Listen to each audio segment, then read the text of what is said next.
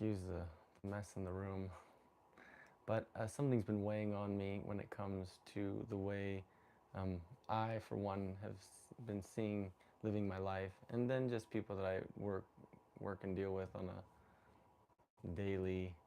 I'm going to move this forward, daily and weekly basis. Oh, and that is the the lack of gratitude that we're finding in our lives, and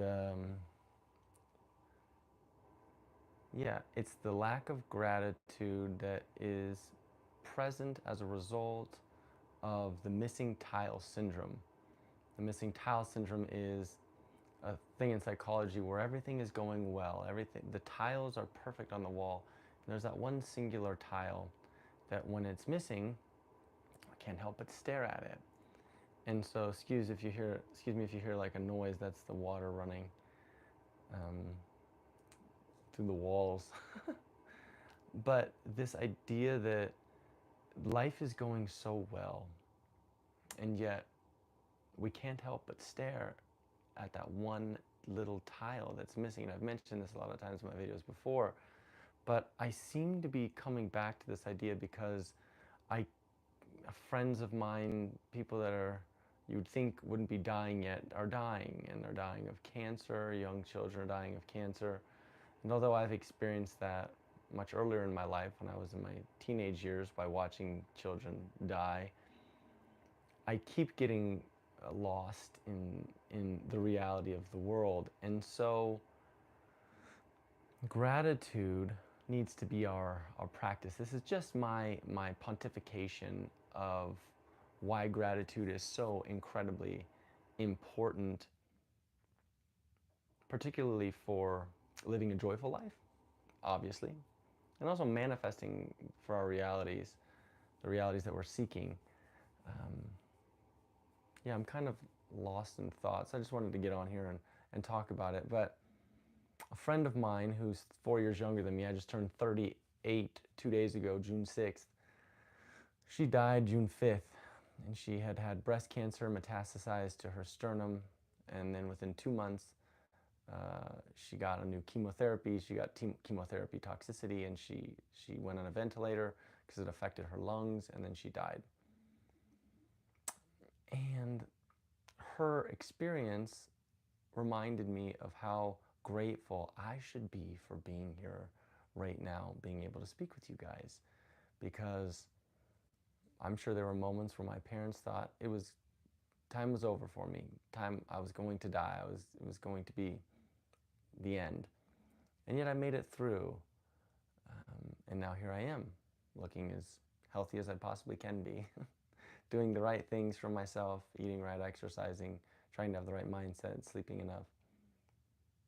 But gratitude is such a fascinating thing because as soon as we find one thing to be grateful for, they start to turn over and create this vortex, tornado-like behavior, which is the law of attraction. That which is like unto itself is drawn. And so as I start to just try to find one of those tiles beautiful, that's not the one that's missing, my experience mentally of life becomes so much more refreshing. It becomes so much more valuable because that singular tile that is seemingly so important is distracting me from all of the beauty that is left on the wall. And there's a good quote that I like, and I don't know who says it, but it's, you have 999 problems. When you get sick, you have one problem. And the importance, even while in the midst of being sick, of gratitude, of appreciation, of finding ways to still be grateful within your body, not only brings your experience into this more robust and beautiful state, but it attracts the things that you are desiring, the things that we're desiring in the form of new health, in the form of more money, in the form of a better relationship or a new relationship, etc. And so for me, on my little rant of pontificating about the importance of gratitude, it's that it is the only way to live if we want to live joyfully. without gratitude in our lives, without the importance of making it a choice every single moment, or with every when you catch yourself going down the wrong path and finding that missing tile, when we redirect our awareness, hence the reason we should be meditating, when we redirect our awareness into the importance of all of those other tiles that are present, that are still very much there, it reshapes our life. It reshapes our mental reality, the way we're perceiving the world, which is the only reality that there truly is for each individual, for each of us. But it begins to bring those things which we're asking for into our experience. And that is it. So it's just, this video is just me pontificating about, there are so many things in your life to be grateful for. You having the eyes to see this video is such a beautiful gift. You having the ears to hear it, you being able to breathe, the 100,000 beats of your heart every single day, the ability to extract oxygen, the ability for your cells to replicate and renew themselves healthy, the ability for your immune system, your white blood cells, and all these different cells to attack any foreign invaders. There are so many wonderful, magical things happening perfectly in our lives. And for us to get lost in somebody cutting us off in traffic or disappointing us because they didn't show up the way we wanted them to show up is such a downtrodden way to live life. It only brings us lower vibrationally. And in that lower vibrational space, we're only going to continue to get those lower vibrational experiences. We are attracting that which we are. We are bringing forward into physical reality that which is already present in vibrational reality. And so the gratitude constantly draws that in, because that gratitude is the highest state of being. It is the highest state. It is the space where our inner being, where our source lives, exists. And so it is just our guidance system driving us up to the place where our inner beings already are. And so if we want to live happy, joyful lives, we just have to accept what is happening right now. This is happening. That tile is missing. Okay. And once we understand that that tile is missing, changing our perspective to go, oh, but look at all the rest of those beautiful tiles. The rest of the wall full of tile is so spectacular. And soon we go, oh, that tile is beautiful. And you get an inspiration and you go, ah, I know where to find that tile that I can just place it on the wall. I know where to get need to get the cement to put that tile on the wall so that it matches perfectly. But constantly looking at that tile and just complaining about how ugly that missing tile is, that space on the wall, does nothing but create more havoc in our minds. And so if we can just make it a practice to move our perception to the tiles that are present. I don't know who just said something. I can't see that far, sorry. Oh, geez, I have no idea what. Would you say gratitude is the main antidote for anxiety and oppression? Yes, Cassandra, with 100%. For me personally, and all the people that I work with and coach, it doesn't have to be because anxiety and depression usually relates to a specific topic. So it could be your child, it could be your health, it could be your work, it could be money, it could be any of those factors. And so for me, my practice when I'm feeling anxious, say typically that comes in the form of my health, is I start redirecting my attention to the things that are going well. So I start talking in my own mind, and I outwardly say, I'm so grateful that my arms are moving today. I'm so grateful that my heart is pumping really evenly today. I'm really grateful that I can walk right now. And I just start saying that to myself outwardly. And what ends up happening is that immediately starts to shift my frequency, my vibration, and I can feel myself elevating emotionally, right? The vibrational shift. And then I start running with it. So I start trying to play the wouldn't it be nice if game, which is a way to get into that gratitude, higher state. Or I do the rampage of appreciation game, which is just, once I start clicking with a few things that are working with my health, it does tend to soften the rest. A better way, if you're not really practiced at this, is getting our attention away from the topic that's really stressing us out, that's creating that anxiety and depression. And so if I just can't get out of my own way when it comes to fear, anxiety, I start telling myself a story in regards to a specific situation that's going on with my health. What I will do is I'll start finding things that I'm grateful for outside of that arena. So I'll start talking about how grateful I am for my perfect wife. I'm so grateful that I get to interact with this beautiful woman every single day and she actually likes me. I'm so grateful that I have such a wonderful dog. I'm so incredibly grateful that I have these amazing parents that have loved me my whole life and that have given so much to me. I'm so grateful for the brothers that I've been able to enjoy time with and spend time with. I'm so grateful that I can go to a work which I really love and I can help people that are asking for help and I can elevate their vibration. I'm so grateful that for the people that made this road that I can get to work on in this road. And so that's the rampage of appreciation. So if I can't get there with my own health um, in the area that's affecting me, I will take my attention away from it and I will just try to say things that I feel slightly grateful for, even if I'm not feeling the depth of gratitude and appreciation, which is what we want to build up to. Still paying attention to those things that we are grateful for, recognizing that you are grateful for something, even if it's one thing, just keep riding that wave of that singular thing until you feel that vibrational lift within you, and then try to switch gears, and you will find the law of attraction will bring thoughts that match it. And so you just keep riding that wave of gratitude um, wherever it's taking you. And it doesn't have to be on a particular topic. It just has to be something. And anxiety, depression, if we go to our emotional guidance scale, depression, we have 20, this is Abraham Hicks. I hope you're still with me, Cassandra, because if not, you can watch this back. But the emotional guidance scale, we'll just call it the emotional, no, that's not right. Sorry, my black is not working.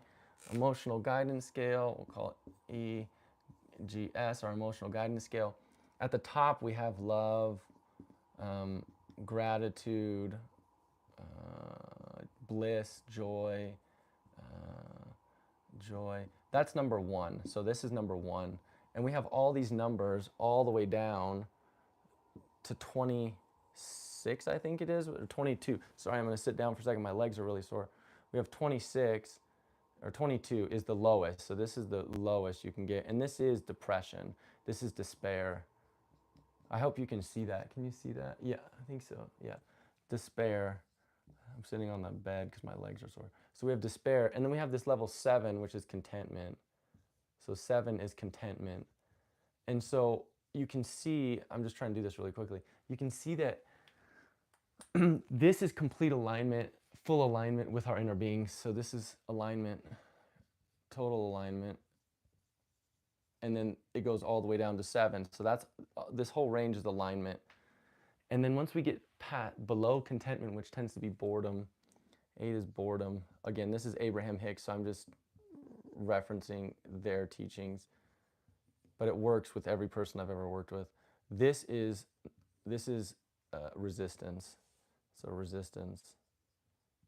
And so if this is our emotional guidance system, despair and love, gratitude, they're totally opposite vibrations. And so when we're in despair, what that's saying is that our inner being is here.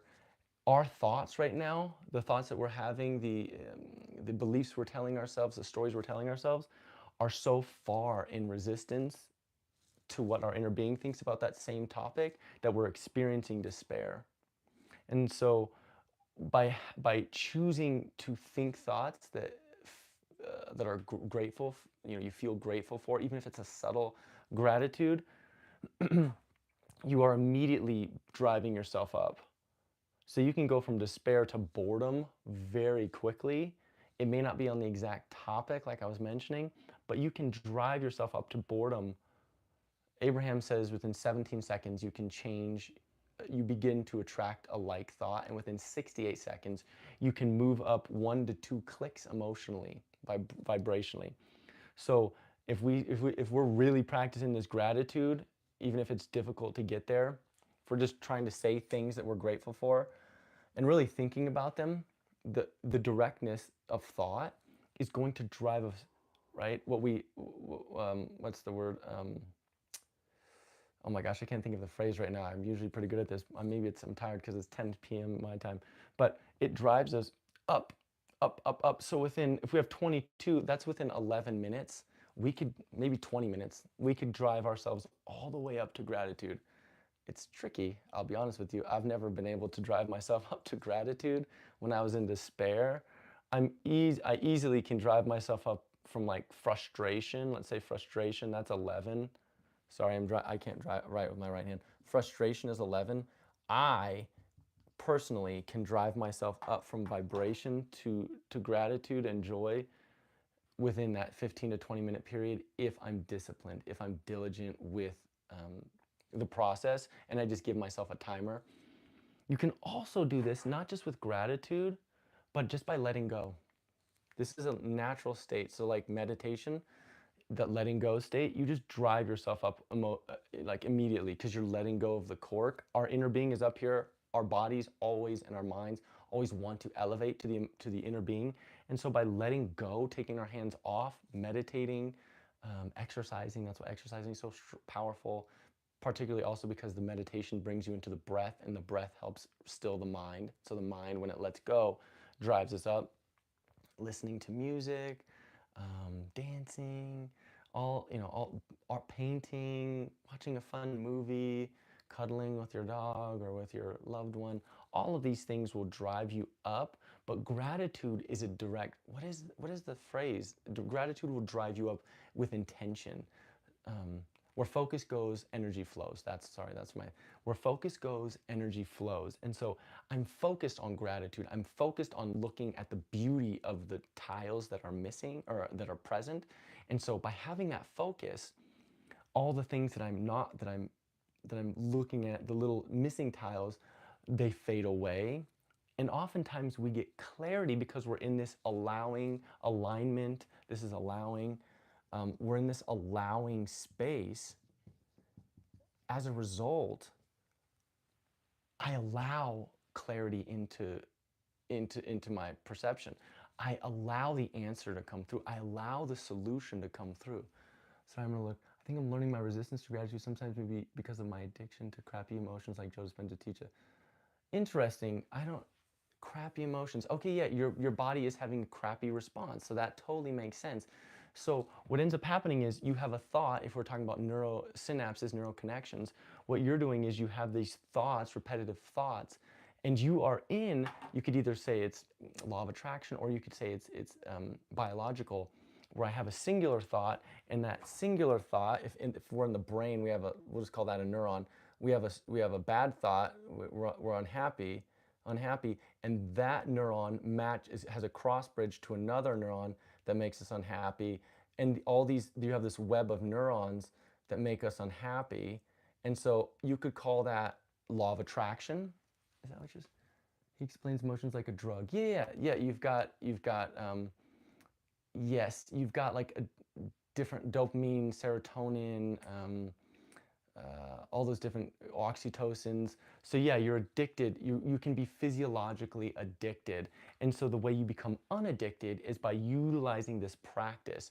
And so, but that's Joe Dispenza. If we're using Abraham, who's coming from more of a spiritually minded space, Abraham's going to say, despair is an emotion that is arising from a thought. So if we use if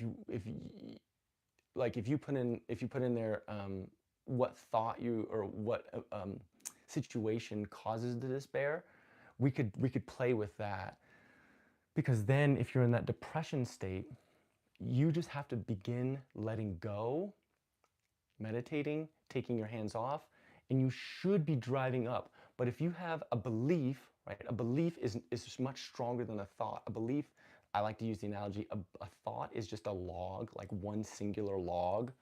We have one log, but a belief, which would be more what we're talking about here with Joe Dispenza, where we have these actual neural cross bridges now established, and we're having this response hormonally, like neurochemically, is a log cabin. So you have this big log cabin or even a brick house, like each one of these is brick. You have this big log cabin that's doing this and doing, so this, this log cabin, it looks ridiculous, doesn't look like a log cabin, but it's gonna be much more difficult to dismantle this one log at a time than if you caught the thought earlier. So yeah, right now you may just be in the space where you are having difficult, you're gonna have a little trickier time dismantling these logs one by one because you have such a strong vibrational pull. If you're in depression and you're in despair, it means you are so far away from the way your inner being is thinking.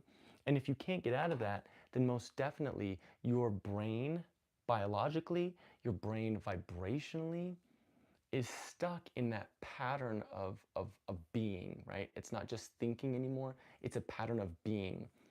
And so then the question becomes, well, how do I get out of that pattern of being?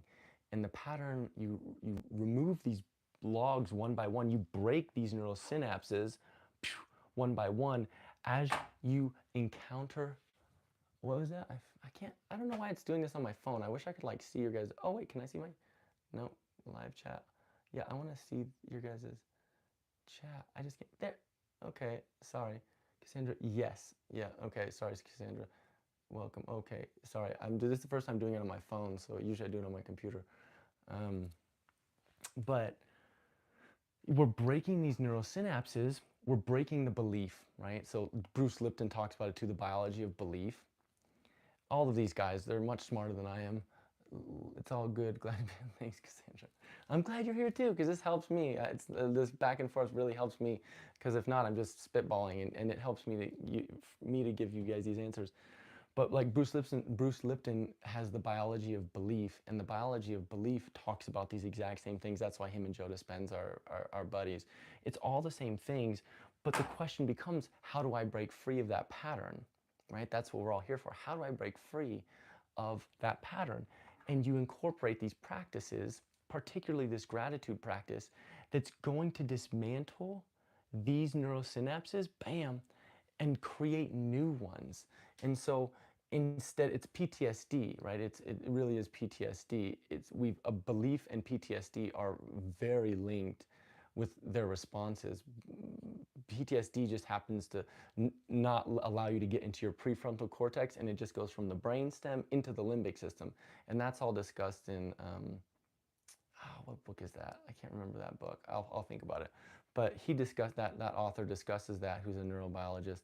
And so we have information coming in. Yeah, it's very easy. It's crazy, right? How our brains are working.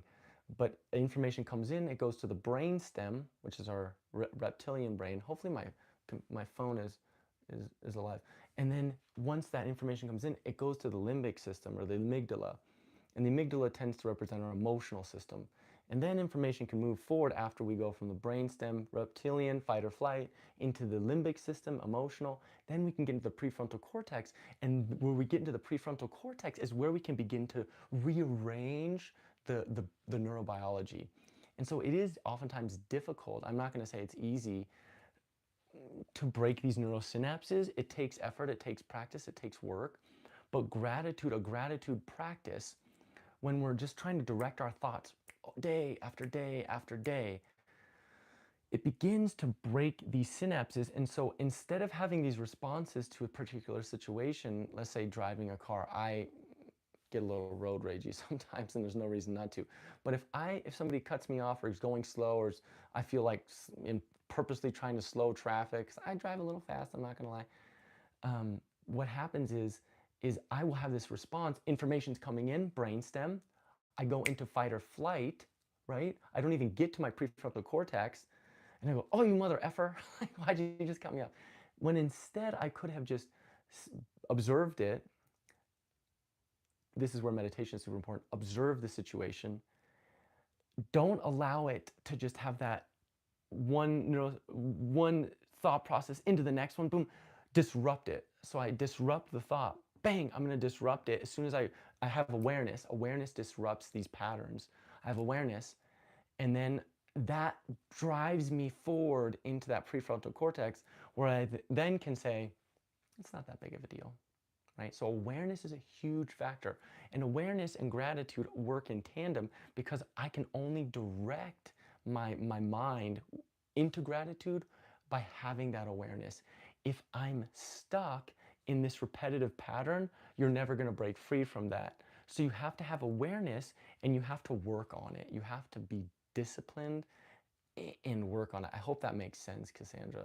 If not, and I hope I'm pronouncing your name right.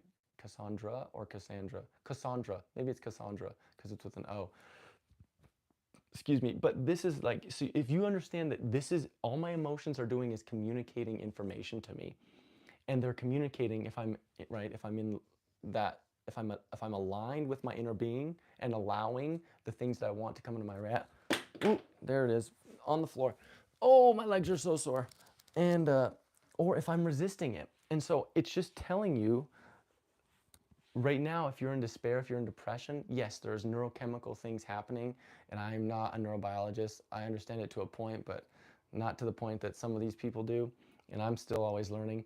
But if we look at it from a spiritual standpoint, you have the power to direct your thoughts because you're not just your mind. That's the most important thing. You are not just your brain, right? You are the observer of the mind, the brain. The mind and the brain are different, but you are the observer. So I observe. That's why when we meditate, observe the breath. We don't become the breath. So there's a state in meditation, and I hope you're practicing right now, Cassandra, because that's a huge thing to break us out of despair and depression, is the observation of the mind. When you can observe that in meditation, you can then apply that in your daily living. And so that's probably the biggest reason why you should meditate, is because it's going to help you gain awareness, so that instead of having this repetitive pattern, right, breaking the habit of being yourself, Joe Dispenza, this is yourself. This is the habit you've built. This is the log cabin you've built, right? You've built this log cabin. Do you like that log cabin? No? Okay. You need to begin a meditation practice, hence the reason Joe Dispenza is so on top of wanting everyone to meditate. When we break the habit of being ourselves, it means we've become aware, we've become mindful of who we are outside of the body, right? The body has its responses. The body's going to get hungry. The body's maybe going to get sexually aroused. The body's going to want exercise. The body's going to want movement. The body's going to want water. The body's going to want sleep. The body's going to want alertness. The body's going to want what it wants. It's our job as extensions of source energy, of spirit, of God, to direct how the body behaves. And so this is the beautiful way to direct how the body behaves. And all of this requires awareness. I need to be emotionally intelligent, if that's my emotional guidance system. I need to be emotionally intelligent to be aware of what my emotions are in the moment. And if I'm aware of my emotions, then I can analyze my thoughts. Because if you're analyzing your thoughts all day, that's going to be really tough. But if I can be aware and mindful of my emotions, I can then go, oh, I'm not feeling that well. I'm down here in frustration. Okay, then I get into my prefrontal cortex. Right now, we're going to mix it all together. And I say, okay, I know right now I'm in frustration, which means I'm not in my allowing space. I'm in my resistance space through my thoughts. And so what I need to do is I need to either let go, surrender, right? That's a huge one. That's a hard one for a lot of us. It's just surrender, let go, you give myself a little affirmation saying, it all works out. Everything works out for me. It's worked out for me this far in my life. It's going to work out for me in the future. Or we let go through activities that keep the mind kind of busy, the exercise, the meditation, the painting, the music, the dancing, whatever it is that walking in nature, all of those things. And so naturally, the mind releases, the thoughts release, and then voila, I start to elevate past contentment. I can feel myself elevating, right? It takes time, at least 68 seconds to get up one of these emotional rungs. So I'm moving up. Within 5 minutes, I should be in contentment if I really just let go. And with enough time, and once I'm past that point of like no return, once I've reached the breaking point, I can then from this moment go, all right, I'm redirecting my thoughts. I'm going to find something I'm grateful for. It's not on the topic, my boss is really pissing me off, right? That could be somebody's pissing you off. I'm not going to think about that person. I'm going to think about somebody that I really do enjoy. I'm going to think about my loved one, my family member, my friend. I'm going to think about all the people that have been kind to me today. I'm going to think about my coworkers. I'm going to think about the so-and-so that was nice to me. I'm going to think about how animals are so nice to me, right? But I'm not going to say, well, hey, you're going to use it in a positive term. We always want to think in a positive way to drive ourselves up, meaning I'm so grateful. Start the sentence with, I'm just grateful that I'm here today. I'm grateful that my heart is beating. I'm grateful that I'm breathing. I'm grateful that I can see. I'm grateful that I had a wonderful car that drove me here. I'm grateful that I have plenty of money in the bank account. I'm grateful that I have food in my fridge. I'm grateful for the farmers who picked the food that's in my fridge. I'm grateful to people that, right? And so that's when we can drive up. We're just driving up, and you can feel that elevate, right? That's our rampage of appreciation. So that's the culmination. That's the beauty. I did a video about that a little while ago. I don't remember what it was called, but it was about like the 3 processes, and rampage of appreciation was in there. Rampage of appreciation is Abraham Hicks's, and it's a fantastic process. It's in their book, Asking It Is Given. You should definitely check that out if you haven't watched or read it. But that is why gratitude is so important. I think that's, and why it will break, because the awareness will start breaking these synapses. Bam, bam, we're just breaking them. And so there's no reason, like when we want to go back to that, and then we go back to that old perspective. I had a traumatic situation that developed social anxiety. I started to get, I'm going to quote the fear. Yep, I do a lot less, but I still have a physiological crutch. Okay, so you have that trauma. And so, yeah, when I do work with my clients, when we delve into their traumas, we start to play more of a why game. I play the 7 whys. So I ask yourself, okay, what is your trauma? It's a lot. Yeah, there's a lot of, I deal with, I'm not a psychologist, I'm just a life coach. And, you know, not a spiritual advisor, but a mind, body, spirit coach. But if you don't use plant medicine, which I personally have never used, I don't do it. I just do this work that I'm sharing with you guys. But I ask myself why. Or I feel it, right? You got to feel it to heal it. I love that quote. You're avoiding something. And so in that avoidance behavior, which is the alcohol, it's the drugs, it's the addiction to exercise, it's the addiction to porn, it's the addiction to food, it's the addiction to all types of things.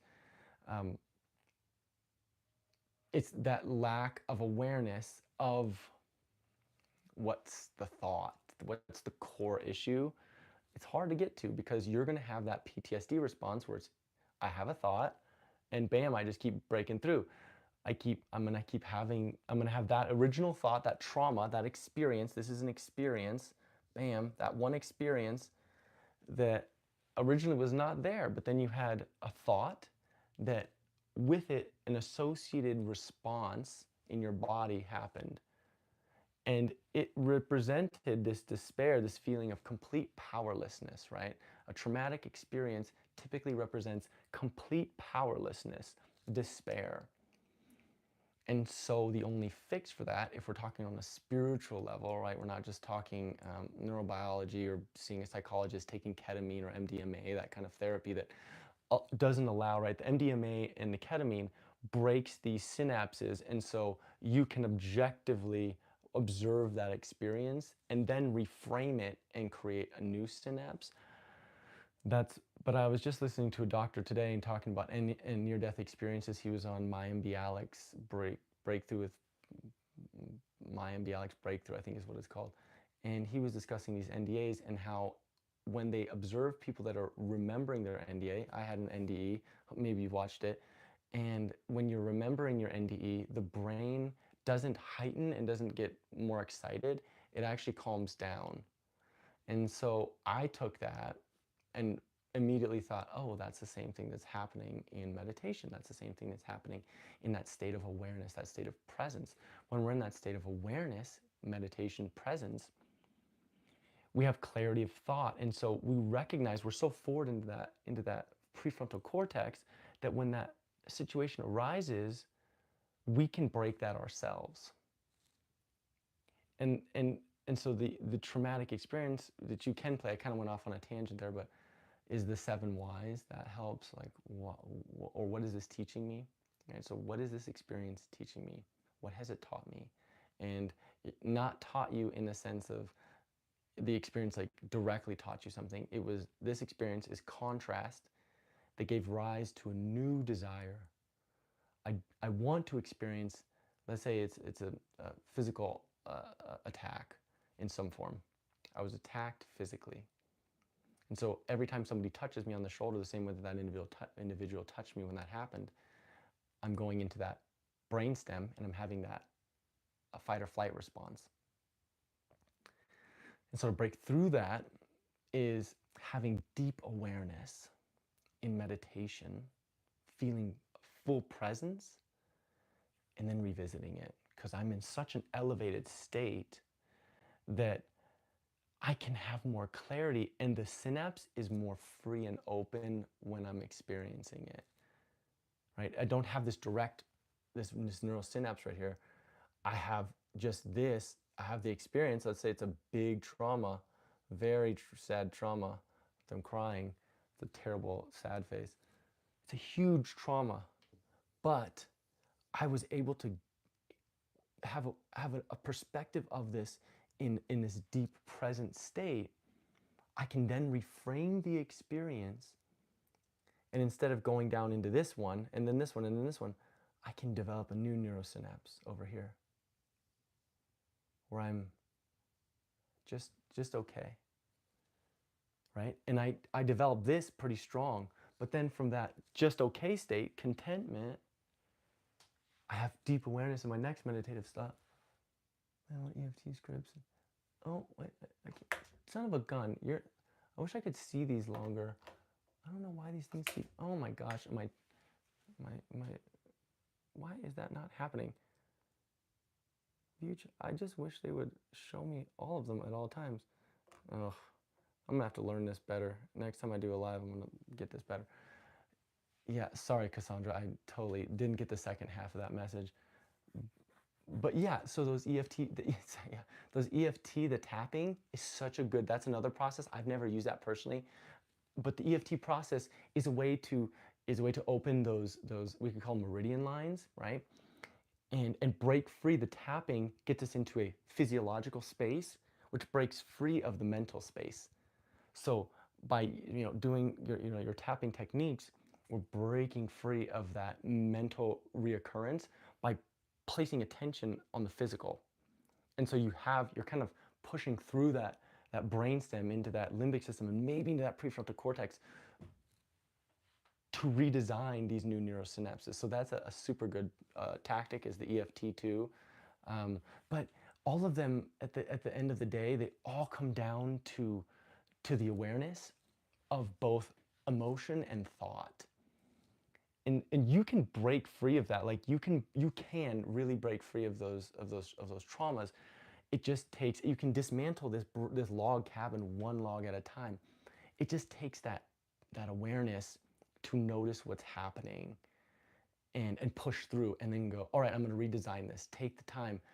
I'm accepting this, right? Acceptance is a huge state. I'm having a panic attack, right?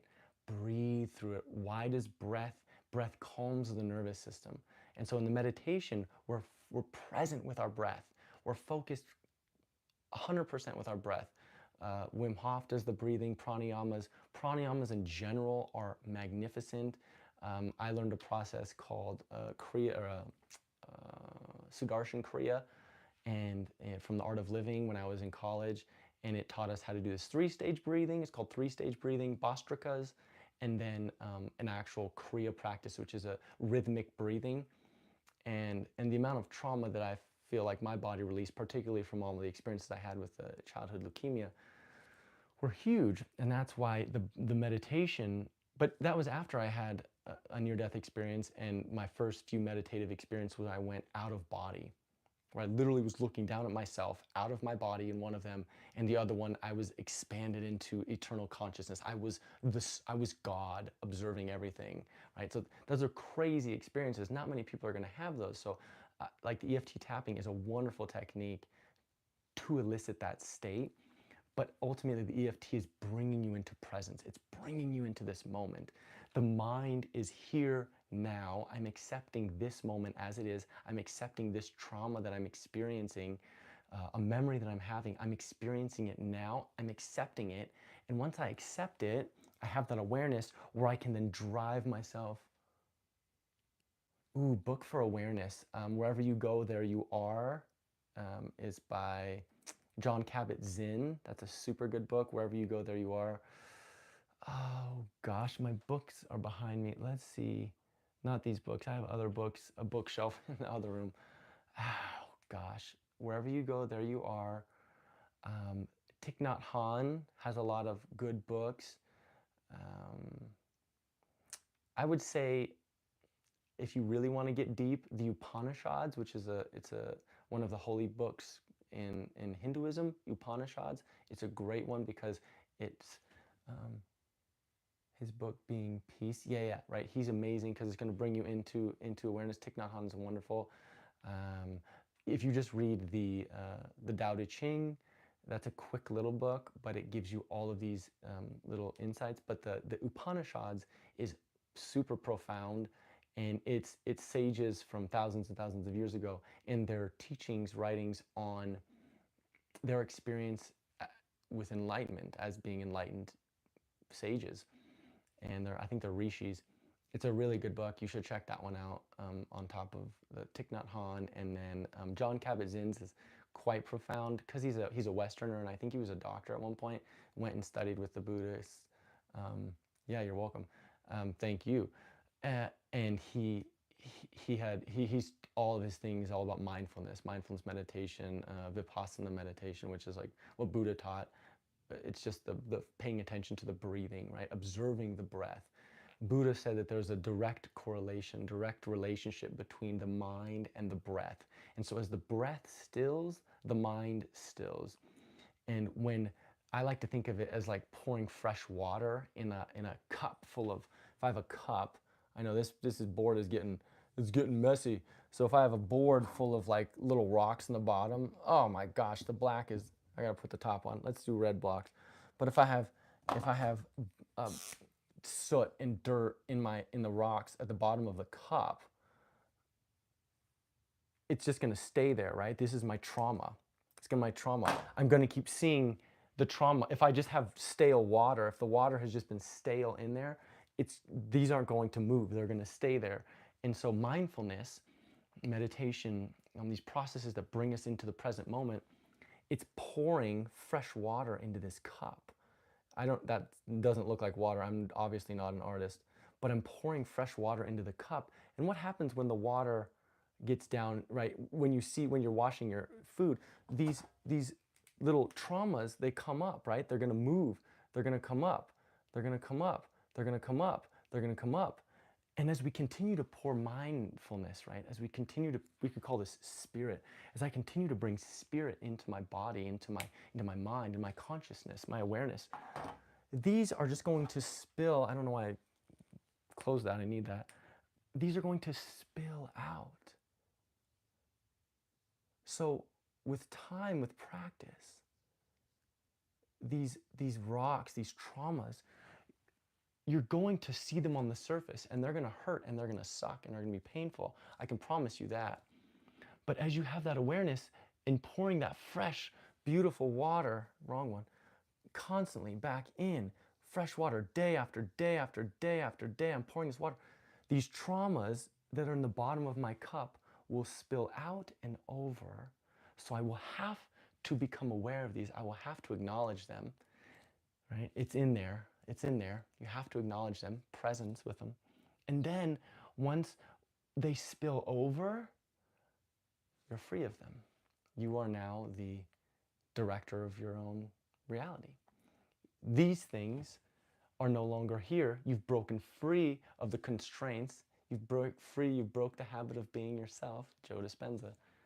And you are now in this state where when you see that individual who created that situation for you, you wish them well, right? Or when you have that reminder, that memory, you smell that thing, you smell, you taste the thing, or you hear something that reminds you of the person or situation, instead of having this bang, bang, bang response where you're driving down into despair, you're driving lower, you have awareness, and you say, okay, thank you for the lesson. right? Thank you for your teachings. Oftentimes, our greatest teacher, I don't know what that is. Something just popped up on my phone. Oh, I don't know if you guys can see that. Sorry. Um, Oftentimes, our greatest teacher are the things that are the hardest for us. We don't realize that they are teaching us through contrast. The person that you dislike the most is your best teacher.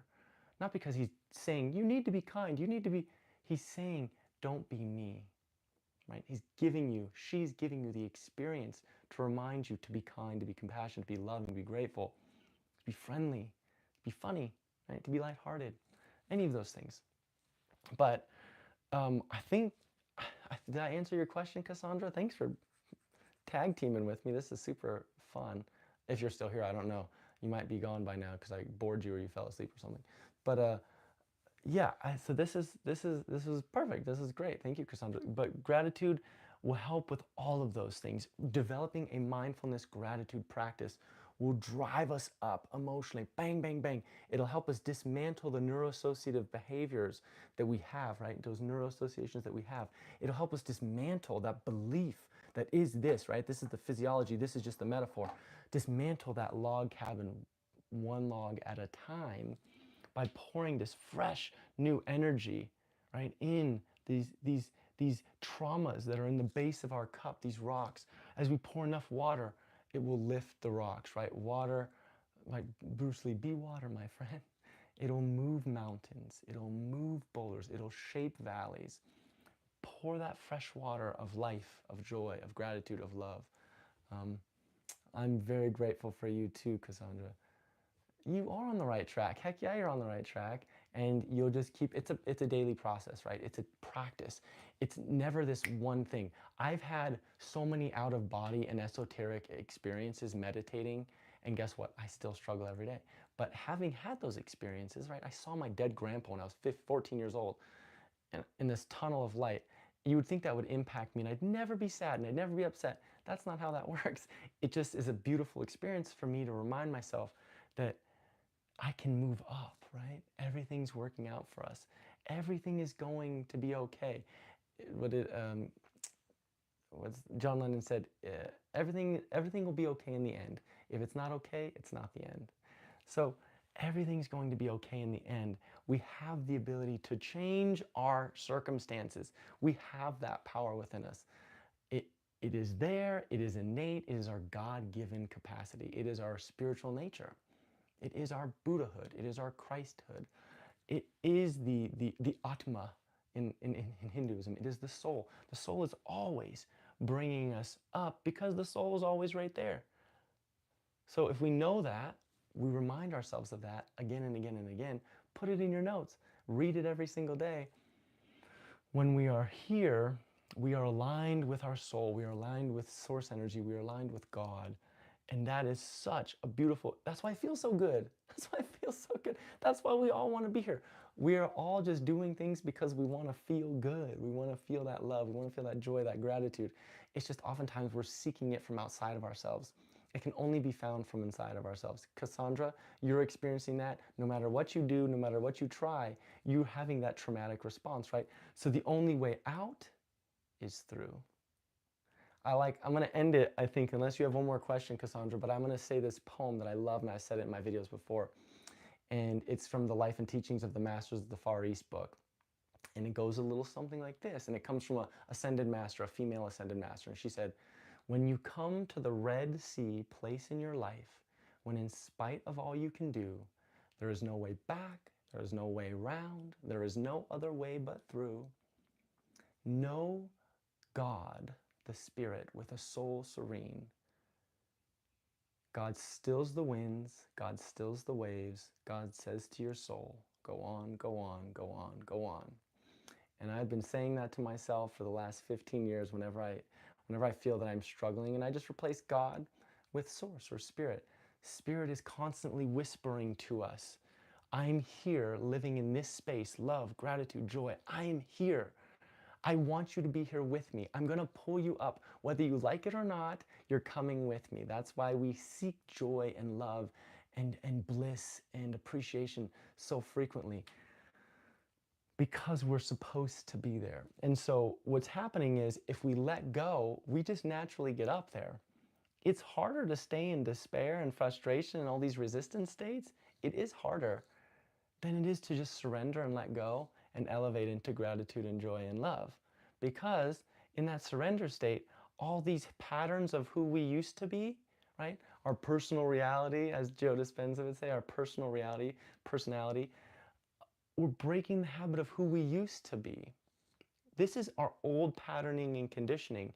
And even though they impact our lives, right, these old neurosynapses, even though they're impacting our lives, we have the capacity by taking a step back, becoming aware of the thoughts and the emotions as they're arising, to impact new neurosynapses, new beliefs, new biology as we go forward.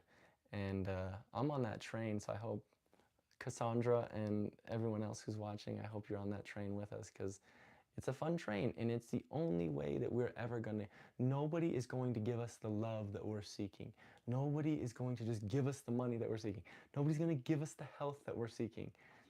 Those people may influence that vibration because they're part of the spirit, the whole with us, but change only happens from within. And that's the end of that. So I think that's it. Thank you guys for watching. I appreciate you. I love you so much. Cassandra, you were awesome. I'm so grateful for you. You kicked butt. I loved your questions and you helped me out a lot. And you were totally, this is totally for you, sister. So you're awesome. Yeah, you're Cassandra. Yeah, I thought I got it right because I was like A and O is different. So Cassandra, you are so awesome. Thank you for being my little sounding board right here, and I'm glad we got to do this together. And for everyone else watching, thank you guys. I love you so much, and hopefully we'll do some more of these lives, and I'll just not just do them here and there. I'll schedule them so we could do more fun stuff together. So I love you guys. Thank you so much. Have a wonderful night and a wonderful day wherever you are. I love you. And remember, like I always say, from my inner being to your inner being, this is for you. You are loved, you are protected, you are worthy, and you are safe. You are safe, you are loved, you are protected, and you are worthy. That's your inner being's knowing. From me to you, I love you guys. I'll talk to you next time, and have a great night. Bye.